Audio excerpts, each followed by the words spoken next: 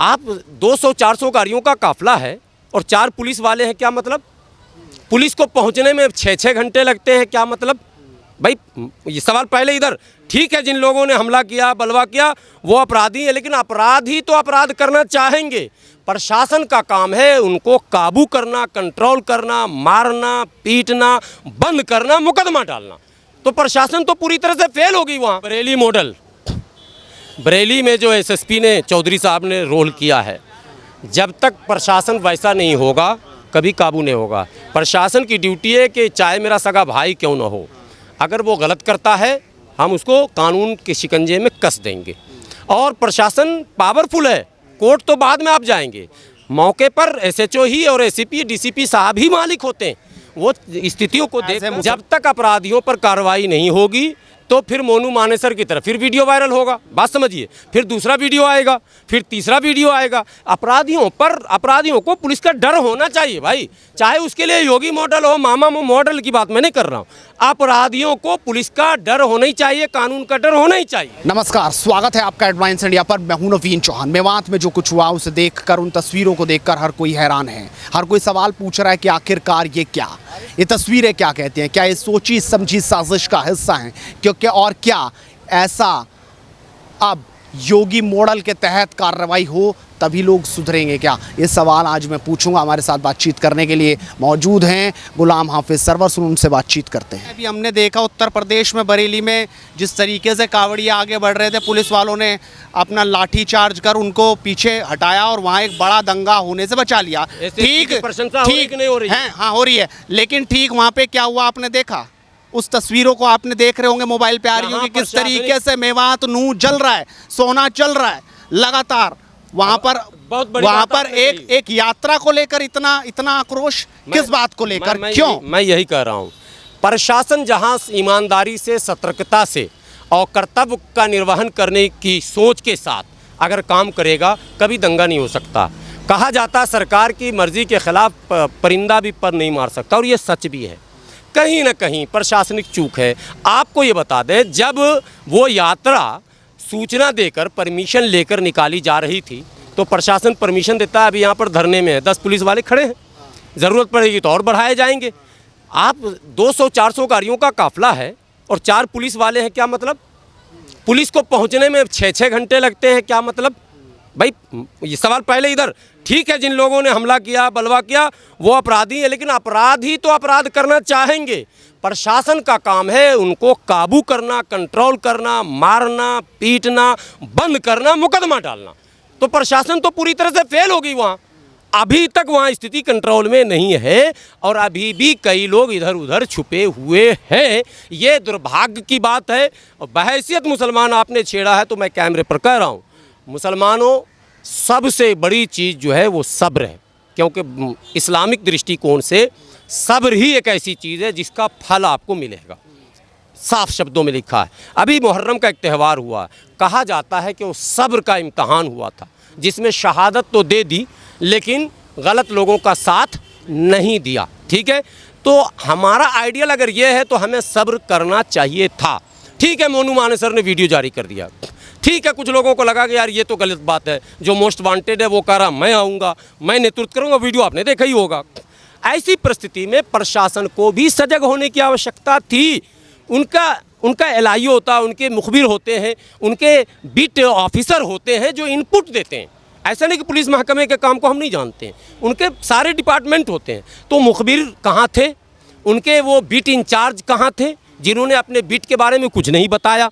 और फिर दंगा हो जाने के बाद घंटों लूटमार, घंटों आगजनी, गाड़ियों को जलाया जा रहा, नंगा नाच और पुलिस पहुंच नहीं पा रही।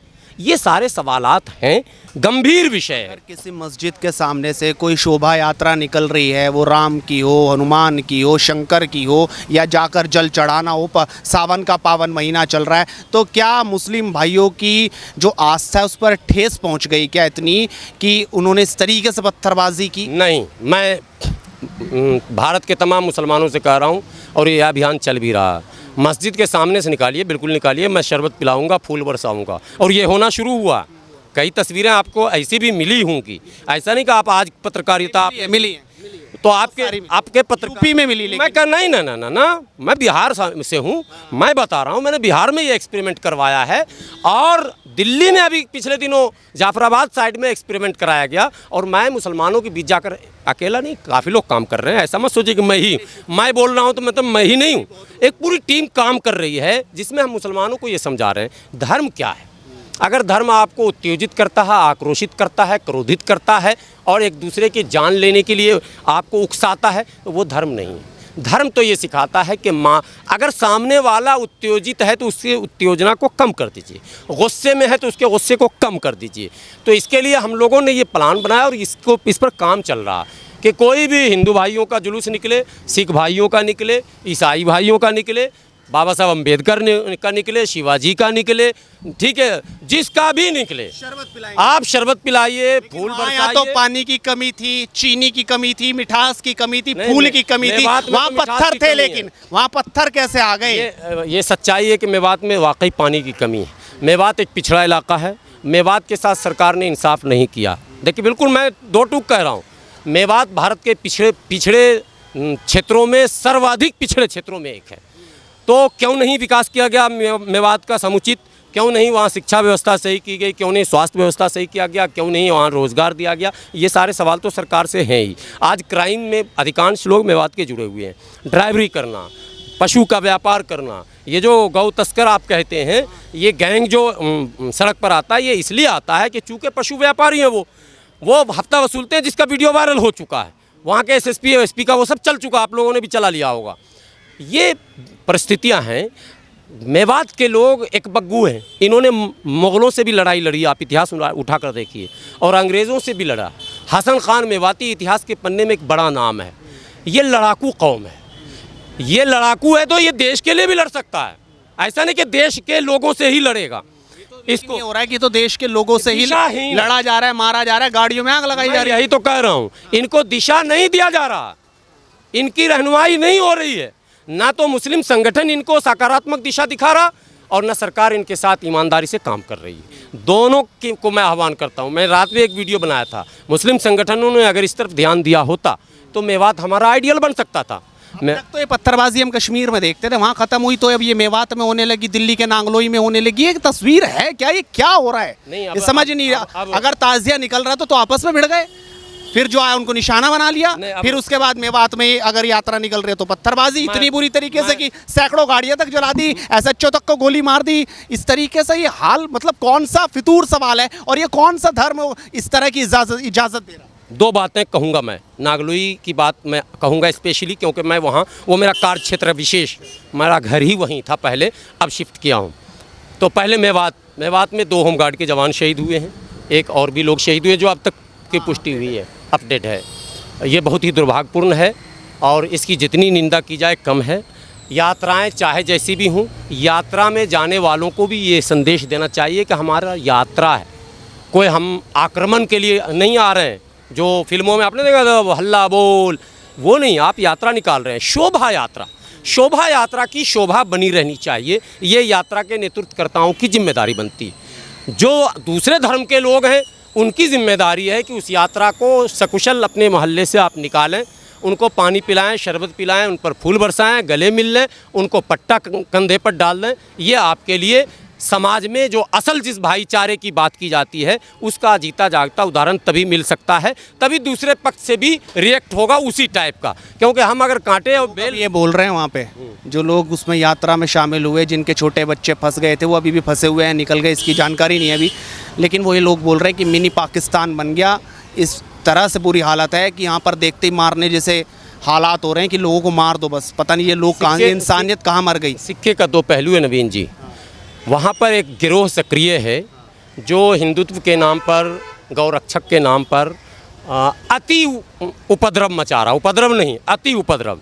और कहीं ना कहीं प्रशासन, वो वीडियो लीक हो चुका, प्रशासन आंख बंद करके उसका साथ भी देता है, जिसका एक आक्रोश है मुस्लिम समाज में कि भाई ये इस गिरोह पर पाबंदी लगनी चाहिए। एक बात ये हो गई।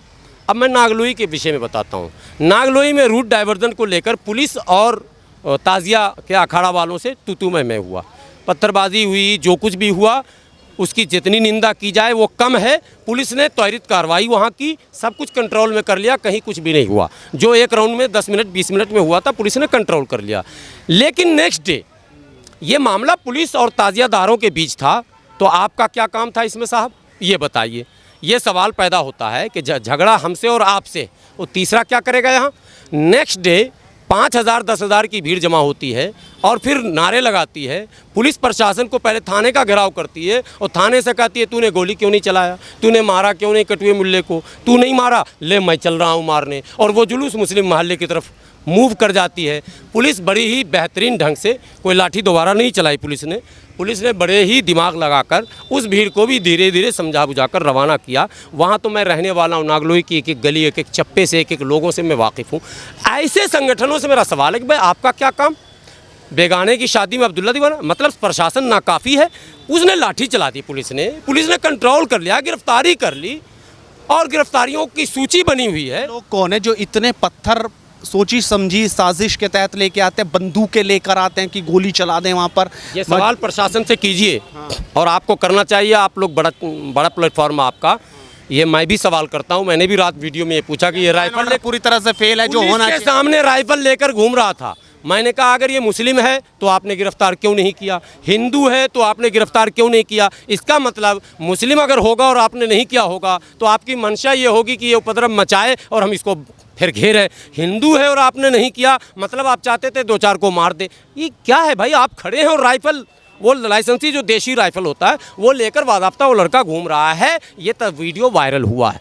अब सवाल प्रशासन से है कि वो कौन लोग हैं जो तलवार, राइफल, बंदूक, बम, पत्थर और अब ज़रूरत आन पड़ी कि वो इलाका सिर्फ अब उत्तर प्रदेश ही नहीं बल्कि मेवात हो या दिल्ली का नांगलोई हो, प्रशासन वही योगी मॉडल की तरह काम करे और बुलडोज़र वाली कार्रवाई हो मेवात पे भी। बरेली मॉडल, बरेली में जो एसएसपी ने, चौधरी साहब ने रोल किया है, जब तक प्रशासन वैसा नहीं होगा कभी काबू नहीं होगा। प्रशासन की ड्यूटी है कि चाहे मेरा सगा भाई क्यों ना हो, अगर वो गलत करता है हम उसको कानून के शिकंजे में कस देंगे।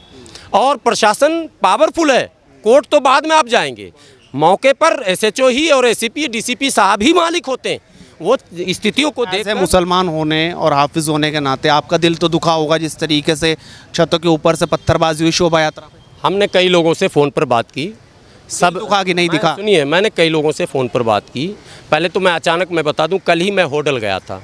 होडल आप जानते ही हैं, कोसी कलां से थोड़ा पहले। और वहाँ कल हमारी एक अच्छी मीटिंग हुई थी, उसी मेव समाज के लोगों के बीच में बैठा था और एक स्कूल प्रस्तावित था, उसको कंप्लीट करने पर बात चल रही थी।